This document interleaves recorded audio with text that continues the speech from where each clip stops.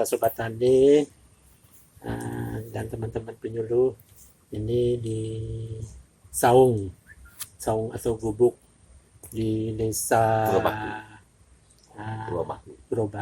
Purwabakti yang ada di kaki Gunung Salak yang cukup indah, sejuk, dan juga didukung dengan cuaca yang bagus sekali. Saat ini saya bersama dengan Ketua Kelompok Tani dan Ketua Gapoktan yang ada di Desa Purwabakti ini, dan juga tokoh masyarakat yang bergerak di organik dan juga hayati. Dan kita berbincang-bincang nih mengenai bagaimana dinamika daripada kelompok yang dipimpin oleh Pak Adi dan juga dibantu oleh Pak Agah. Dan juga saya ditemani penyuluh Pak Imam yang sebentar kita juga sama-sama mendengarkan perkembangan atau dinamika kelompok tani yang dipimpin oleh Pak Adi. Pak Adi, gimana kabarnya? Alhamdulillah sehat Pak. Alhamdulillah. Pak Agah? Alhamdulillah. Jadi kita ngobrol ya? Ya, ngobrol siap. Santai saja. Nah, saya ingin tahu awalnya kelompok tani yang Pak Adi pimpin ini bagaimana awal mulanya terbentuknya kelompok ini? Cara singkat aja Pak. Ya, oke siap Pak. Kami akan sedikit menjelaskan tentang bagaimana menjadi kelompok atau gapoktan. Awalnya kami sebetulnya Pak dibentuk kelompok itu di desa. Itu hasil rembukan disaksikan oleh Pak Lurah juga waktu 2015. 2015. Setelah itu kami jadi poktan, kelompok tani, kemudian di kelompok tani kami diangkat lagi jadi gapoktan.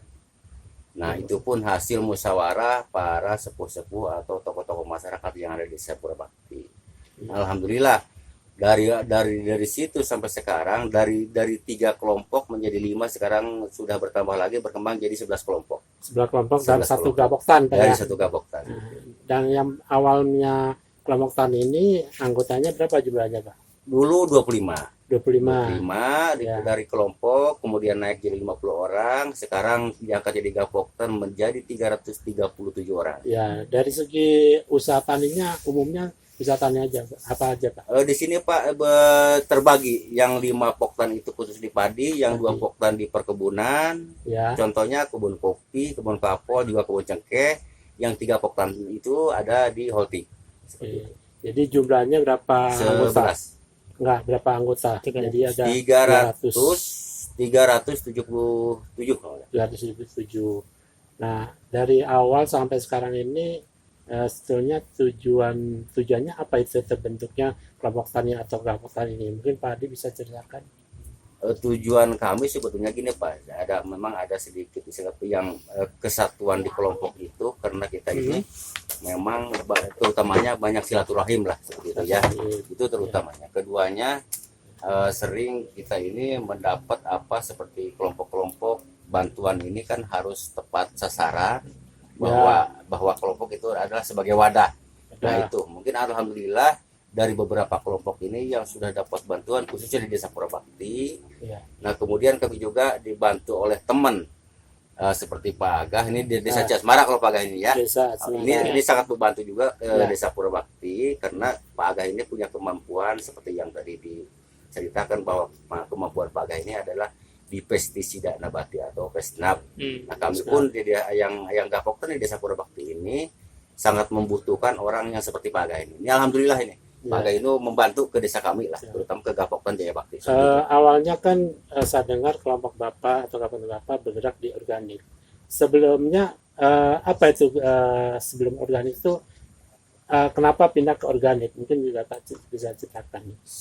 Seperti yang tadi ceritakan bahwa kita itu harus kembali lagi ke organik Pak, ke alam intinya ya. Karena seperti yang diceritakan oleh Pak Agah tadi, bahwa kita menggunakan kimia itu termasuk kita itu sebagai ini bertentangan juga sepertinya Pak dengan kios-kios pupuk kimia gitu ya. Tapi kami tidak takut hal itu karena kami di Gapoktan ini harus kembalikan lagi bahwa tanah kita ini supaya subur lagi seperti itu. Ya. Tujuannya dengan adanya tanah subur pakai organik itu untuk menyehatkan masyarakat desa Purwabakti khususnya seperti itu, Pak. Ya. Pak Aga, Ya, awal mulanya ini sebetulnya bagaimana sih Pak tertariknya Bapak untuk mengembangkan pestisida nabati gitu? eh, ini cerita awal dulu Pak. Ya, silakan Pak. Saya dulu Pak pertanian konvensional biasa. Ya, Bahkan saya memperkenalkan yang namanya pupuk NPK. ya. Itu saya Pak. Memperkenalkan di pamijahan Wah. itu NPK, Kimia ya. kimia itu Ah. saya Pak. Jadi petani nggak pernah make, saya kasih tahu gini, akhirnya ketergantungan Pak Tergantungan. dengan pupuk NPK itu. Ya, Muska dulu ya, saya. ya, Sampai pupuk kujang saya Pak yang Oh. mempelopori, ya. yang mensosialisakan Promosinya gitu ya. promosinya sampai istilahnya sekecamatan petani akhir ketergantungan. Mm-mm. Tapi saya ketika belajar pertanian ramah lingkungan kayak berdosa Pak. Berdosa Pak ya. Gitu. Soalnya kalau saya amati Ah, pertanian konvensional itu memang awalnya Pak bagus. meningkat, Meningkat produksinya. meningkat, tapi lama-lama stagnan. Oh gitu. Jadi stabil aja gitu. Wah, jadi bukan begini, Ah, jadi begini apanya itu produksinya atau apanya? produksinya. Oh, Setelah diteliti ternyata tanahnya sudah Tidak sehat ya. sudah rusak, sudah tidak sehat. Bagaimana caranya ini? Nah, makanya saya dengan para penyuluh belajar pertanian ramah lingkungan. Organik. Akhirnya kita diperkenalkan tadi teh pakai pupuk organik. Ya. Jadi apa sih kekurangannya? Nah, menurut Balai Penelitian, ini yang kurang itu bahan organik di sawah itu. Jadi kita harus mengembalikan fungsi bahan tanah. organik tersebut. Nah, Akhirnya apa? Jerami jangan dibakar, oke. harus dikembalikan lagi ke tanah. Ya. Terus pakai pupuk kandang, semua itu dikembalikan Nah, untuk mengembalikan lagi kesuburan tanah itu. Otomatis kan kalau sudah semuanya organik, ya harus ditunjang juga oleh pertanian tadi yang istilahnya kita menggunakan pestisida nabati atau agen hayati. Karena apa? Dari kesimpulannya begini Pak. Kalau penggunaan pupuk, kita biaya makin lama makin tinggi Pak. betul. Ya, Jadi Ya, makin betul. lama produksi makin tinggi, ya. penghasilan produksi makin rendah. Tapi kalau menggunakan bahan-bahan organik, pertama tinggi, ya biayanya, ke seterusnya makin Stabil, murah, lebih murah. produksi makin tinggi. Oke. Maka kita menyarankan kepada petani, ayo kita kembali ke alam. Karena apa? Kalau kembali ke alam, bahan mana ada di kita? Iya. Kita miara bebek, ayam, domba, kembali ke Iya. alam. Terus kita menggunakan bahan-bahan alami, pestisida alami segala macam, kembali ke alam. Akhirnya apa? Di zero biaya Iya, sebetulnya. Oke. Nah itulah artinya gini, kalau kita biaya rendah, Ya, istilahnya kalau penjualan juga rendah, kita tetap untung. tetap untung. Ada Tapi hasilnya Pak ya. kalau, Ada kalau hasilnya. menggunakan bahan kimia, biaya Tergantungan tinggi, ya. Ah. jualnya rendah, rugi terus. Iya. Nah, makanya saya termasuk konsen akhirnya harusnya kita kembali kepada alam. Supaya apa? Berapapun harga nanti hasil kita, dan kita Tetap juga ada. biayanya paling tenaga kerja. Iya. Semua kita ada di alam, pestisidanya, organiknya, pupuknya, kita dari alam. Awal mulanya Bapak menerapkan di kelompok Bapak sendiri atau bagaimana caranya untuk memperkenalkan pertama kali Ya, pertama Oke. kali saya di lahan sendiri. lahan sendiri? Di lahan sendiri saya bikin pupuk bokasi, ya dengan E4 kita bikin semua, kita bikin, terus kita terapkan di sawah. Memang ada orang petani yang zaman baheula, Pak. Petani dulu nih, Iya. kawakan lah di tempat Iya, saya. Dia bilang gini, naon eta pertanian gitu. Terus terang, aing baheula yeuh, bahasa kasarnya. Iya. itu, Pak. Aing baheula yeuh. Nanam setahun sekali. Masih keneh beuki daang biasa geus eueuh. Da hasil tanina saeutik. Setahun sekali. Mung aing mah balik deui ka mah baheula. Cek manehna gitu. Mending make ieu orea cek manehna gitu. Ada juga yang bilang gitu ya Bilang gitu, Pak. hasilnya. Tapi saya gini, terus. benar, kita kembali ke alam. Kembali lagi ke zaman baheula. Tapi beda aya nama dengan teknologi. Itu tah artinya apa? kita masukkan unsur-unsur seperti bakteri, Iya. pengubah tanah, bakteri, Iya. fotosintesis dan lain-lain. Kita gunakan itu dengan teknologi, tapi cara alami dengan teknologi. Hasilnya sama dengan pupuk ini. Nggak seperti zaman baheula. Setahun sekali hasilnya sedikit. Iya. Nah, karena makan lebu doang dicocolan.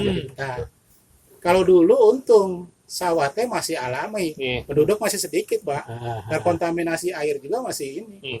Kalau sekarang, nah itu.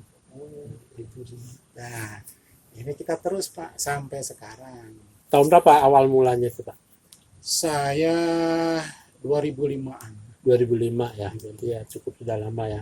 Tapi nggak sekaligus jadi kan, jadi Enggak. mulai dari awal diperkenalkan, promosikan dulu hingga sekarang. Kurang lebih berapa persen Pak yang di kelompok Bapak maupun di desa Bapak itu yang sudah menerapkan yang Bapak anjurkan ini? Kira-kira baru berapa persen? Atau sudah 50% ada kira-kira? Kalau di saya begini Pak, saya kan beda dengan di sini. Ya. Ya. Kalau di sini kan saya juga mau menerapkan di sana kayak gini, tapi nggak bisa.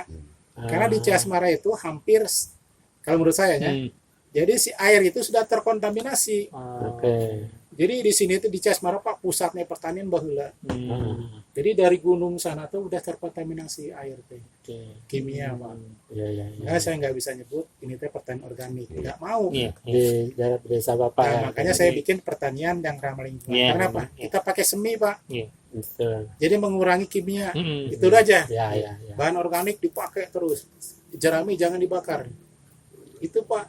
Atau, Kalau kita atau, full atau seperti ini. istilahnya bukan organik tapi menuju organik, Nah, ya itu. kan, mengarah ke organik. mengarah ke sana. Kalau ini sebagian besar kelompok tani sudah menerapkan yang organik ataupun pestisida nabati. Kalau di sini Pak, terus terang masyarakat di sini sebetulnya umumnya sudah ke organik ya. Memang yang tadi itu yang 6 hektar itu yang dapat sertifikat. Sertifikat Keluasan organik di sini penerapan itu sebetulnya 20 hektar. 20 hektar. 20 hektar, cuman yang dapat sertifikat itu yang sudah Baru. sertifikasi baru 6 hektar. 6 hektar, ya. Tapi mungkin nanti ke depan semua mungkin ya akan Memang mendapat kami tujuan kami seperti itu Pak. sertifikat. Itu, ya. Kalau bisa, kalau kami inginnya satu desa ini kalau bisa ini organik lah gitu. Betul.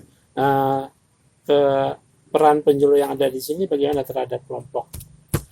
Waduh, di Peran sini penyuluh. Pak sangat ini banget ya, kalau penyuluh di sini nih sangat gigih banget kerjanya lah. Yaitu Berapa orang Pak penyuluh yang ada di sini? yang ada di sini sebetulnya satu orang penyuluh Oh, ini Pak, satu satu orang. desa, 2 desa bahkan 1 orang nih. Oke. Tapi dia kerjanya kerja sangat keras gitulah. Ya, alhamdulillah. Makanya kami kepada Dinas Pertanian atau BPP di bidang penyuluhan sangat berterima kasih karena kami punya pengalaman seperti itu, seperti ini sekarang yang dilakukan ini karena penyuluh. Oke. Nah, itulah seperti itu. Nah, koordinasi dengan pemerintahan daerah dan juga pusat bagaimana terhadap kelompok yang Bapak ada ini? Untuk pemerintahan daerah khususnya di daerah desa ya, Ya, ya, di desa terhadap ini sangat mendukung lah. mendukung, termasuk kepala desa gitu ya. Dengan adanya bergerak budidaya padi organik ini sangat mendukung. Oke. Terus sudah dari luar Pak, ada kunjungan dari kelompok tani di luar provinsi ataupun di luar kecamatan atau kabupaten, ada nggak ya? Ada. Pak? Dari mana aja Pak? Coba cerita. Ceritanya di sini Pak ada di kecamatan yang nama Cigudeg. Cigudeg. Ini udah ada ke sini ceritanya dia tuh kunjungan untuk istilahnya bagaimana buat perkembangan seperti di Desa Purabakti ini. Kalau cerita ini mah seperti apa? Studi banding lah gitu. Studi banding, ya kan? Ini udah ada alhamdulillah Desa Sukajaya di Sukajaya sama itu di Jasinga. Datang ke sini Pak ya, Alhamdulillah. untuk belajar Pak ya. Nah, dari kelompok Bapak sudah ada pernah belajar keluar istilahnya, atau kunjungan keluar gimana? Oh sering Pak. Oh sering, kemana aja Karena Pak? difasilitasi juga oleh dinas untuk kita bagaimana mencontoh daerah-daerah lain diterapkan di sini itu sangat sering.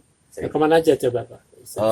Waktu itu ke Tasik, Oh Tasik. Tasik. Di sana apa yang dilihat Pak? yang dilihat di sana juga samalah budidaya padi organik, cuman kalau memang dilihat dari apa namanya alam yang lebih mungkin kalau saya lihat masih bagus di sini lah. Bagus Bogor di sini ya. Iya. Selain Tasik mana lagi Pak?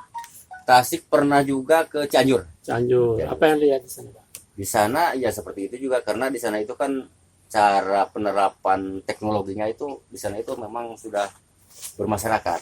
Nah itu yang diambil atau yang didapatkan oleh hasil istilahnya kunjungan ke sana itu seperti itu. Juga di sini juga alhamdulillah sudah mulai diterapkan. Contohnya seperti Jajargowo, di Ya. samping kita istilahnya mengambil contoh-contoh dari luar, di sini juga di sama PPL itu diarahkan seperti itu juga, teknologi baru sebenarnya. Pak Aga, selama ini kan Bapak menerapkan mengenai pestisida.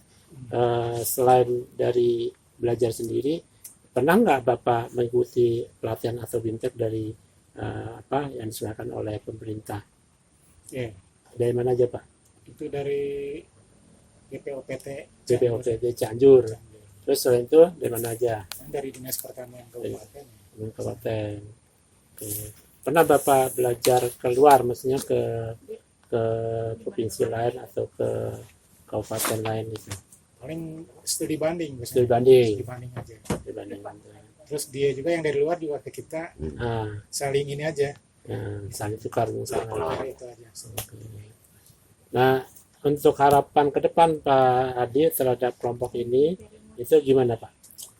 Ya untuk kedepannya harapan kami ini kelompok ini, terutamanya masyarakat Desa Purabakti ya, agar istilahnya sering-sering silaturahim di kelompok itu. Kenapa harus ada pertemuan rutin di kelompok? Karena di situ Pak, petani itu banyak temuan-temuan permasalahan di pertanian.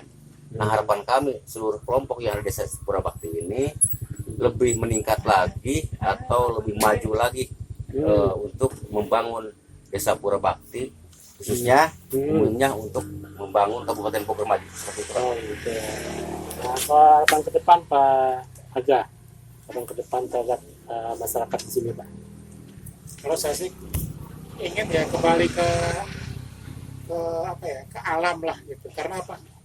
Sebenarnya di alam sudah disediakan sebetulnya. Jadi bagaimana kita saja belum memanfaatkan yang seoptimal. Sebetulnya sudah ada di alam itu, sudah ada semua. Artinya tinggal kita memanfaatkan rajin-rajin apa istilahnya, dan juga mungkin kita yang tahu ini ngasih pengetahuan kepada para petani lah. Kadang-kadang petani juga kan nggak tahu nih. Iya. Terutama gini Pak, kan artinya gini, hama itu ada serangga, ya. Ada moluska, ada segala macam lah, ada istilahnya virus, ada ini ya.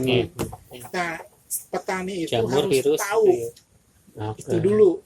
Ya. Jadi mencara orang mah ya orang riat sirah, obatnya kudu riat sirah atau bordek misalnya. Itu ulah riat sirah teh diolesan ku betadin. Beda obat. Jadi eta sebetulnya Pak yang harus diperkenalkan kepada para petani, dikenalkan ini loh hama, ini loh penyakit ke petani teh. Jadi artinya kalau sudah tahu hamanya, penyakitnya apa, baru obatnya apa. Kadang-kadang petani itu tadi teh ya, padahal mah ieu teh nyeri riat sirah, mana beli betadin diolesan atau itu cager ya. Aduh, benar. Jadi sosialisasi ke masyarakat. Jadi memang umumnya masyarakat belum tahu ya. Tapi itu juga perlu bimbingan kita bersama ya. Ya karena dari penjualan sini juga tidak harus secara rutin lah kita memperkenalkan mereka itu, karena ada yang bisa menerima langsung, ada yang bertahan. Ya mudah-mudahan ke depan Pak Hadi, mudah-mudahan kelompok taninya bisa maju ke depan. Amin. Dan juga bisa dikembangkan. Dan Pak Aga jangan putus asa Pak Aga, karena ini perjuangan ya. Perjuangan kita bersama, kita juga mitra tani dan juga sobat tani yang memang petani itu perlu bimbingan kita. Siapa lagi kalau bukan kita ya, terutama para penyuluh yang di daerah, di desa ataupun kita coba kita sama-sama peluk mereka dan kita bimbing mereka supaya kita dalam membangun pertanian kita tetap maju terus. Saya kira itu obrolan kita yang cukup hangat. Mudah-mudahan ke depan kita mengharapkan pertanian tetap maju dan tetap jaya. Terima kasih ya Pak Habib dan Pak Aga atas pertemuan kita ini. Mudah-mudahan ada manfaatnya. Terima kasih. Wassalamualaikum warahmatullahi wabarakatuh. Waalaikumsalam warahmatullahi wabarakatuh.